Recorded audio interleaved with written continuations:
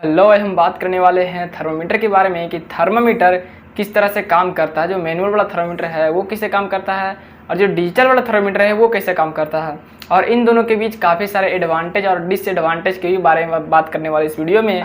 तो मेरा नाम है रवि और आप देख रहे हैं। तो सबसे पहले बात कर लेते हैं मैनुअल थर्मामीटर के बारे में, जो कि एक कांच की नली होती है। उसमें क्या होगा, उसमें होता है मरकरी, जिसे हम हिंदी में पारा बोलते हैं। अब जो मरकरी है वो एक ऐसा एलिमेंट होता है जो कि हीट के कारण फैलने लगता है, यानी कि अगर उसकी तापमान यदि बढ़ा जाए उसका तो वो फैलने लगता है।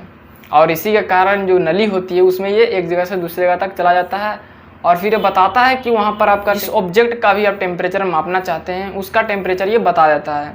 लेकिन यहाँ पर इसकी कमियाँ, यानी कि इसका जो डिसएडवांटेज है वो ये है कि ये ज़्यादा ठंडी चीज़ों को माप नहीं सकता, यानी कि ज़्यादा ठंडी चीज़ों को ये माप नहीं सकता। और साथ ही इसका जो स्केल है वो कोई एक ही वेरिएंट में होगा, यानी कि सिर्फ अगर वो डिग्री सेल्सियस में मापता है तो वो सिर्फ डिग्री सेल्सियस में ही मापेगा, फ़ारेनहाइट में नहीं मापेगा।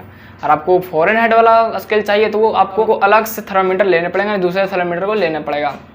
जो मैनुअल थर्मामीटर है वो इसी तरह से काम करता है, उसमें इसी तरह के स्केल वगैरह होती है। और अब हम बात कर लेते हैं डिजिटल थर्मामीटर के बारे में। जो डिजिटल थर्मामीटर है वो कैसे काम करता है। चूँकि इसका नाम ही है डिजिटल थर्मामीटर, तो इसमें इलेक्ट्रिसिटी भी होगी। अब इसमें थोड़ा सा समझने में परेशानी हो सकती है। तो इसमें होता है कि जहाँ से आप किसी ऑब्जेक्ट का टेम्परेचर को लेते हैं, यानी कि एक और जहाँ पर इसका स्टील का जो सेल लगा होता है, उस स्टील के सेल के अंदर होती है एक रेसिस्टर, जिसे RTD बोलते हैं। अब ये RTD का मतलब होता है रेसिस्टेंट टेम्परेचर डिटेक्टर।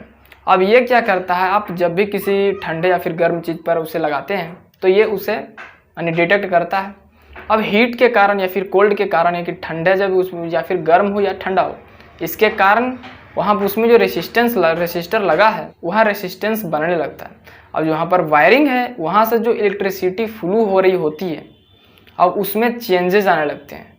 यानी कि रेसिस्टर जो है ये यही काम करता है कि जब आप किसी ऑब्जेक्ट के साथ इसे लगाते हैं तो ये गर्म या ठंडा होने के कारण जो यहाँ से बिजली यानी कि जो करंट यहाँ से जा रही है उसमें चेंजेस आने लगते हैं। अब उन चेंजेस को समझने के लिए थर्मामीटर में एक प्रोसेसर लगा होता है, और वही प्रोसेसर इसमें जो भी एक्टिविटी होती है वायर में, जो भी इसके इलेक्ट्रिसिटी के जो भी एक्टिविटी होती है उससे ये मेजर करता है। और उसके बाद प्रोसेसर का ये काम है कि वो उसे किस तरह से समझकर आपका जो डिस्प्ले उस पर रीडिंग दे दे।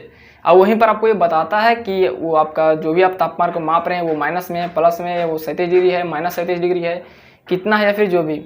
अब इसकी जो एडवांटेज है वो ये है कि इसे आप जिस तरह भी आप चाहते हैं उस तरह आप इसका टेम्परेचर को माप सकते हैं। यानी कि अगर आपको सेल्सियस में जानना है तो आप सेल्सियस में किसी चीज़ का टेम्परेचर जान सकते हैं। अगर फ़ारेनहाइट में जानना है तो आप फ़ारेनहाइट में भी जान सकते हैं, या फिर जिस चीज़ में भी आपको जानना है उस चीज़ में आप जान सकते हैं। तो ये इसी तरह सिंपली ये काम करता है। पहले वाला जो थर्मामीटर था जिसे हम मैनुअल थर्मामीटर भी बोलते हैं, और ये जो डिजिटल थर्मामीटर है, इन दोनों में काफ़ी अंतर आप जान गए होंगे अब तक। तो ये किस तरह से, यानी कि बेहतर वाला जो है वो तो यही है डिजिटल थर्मामीटर, क्योंकि ये काफ़ी कम समय लगता है कि तुरंत आपको टेम्परेचर ये बता देता है, और भी इसके साथ कई सारे एडवांटेज हैं। तो आई होप आपको ये वीडियो अच्छी लगी होगी। तो इस वीडियो में बस आज के लिए इतना ही। अगर वीडियो अच्छी लगी तो वीडियो कर दे लाइक और सब्सक्राइब कर ले चैनल को, क्योंकि आपको ऐसे ही और आगे वीडियो मिलती रहेंगी। तो मिलते हैं अगले वीडियो में।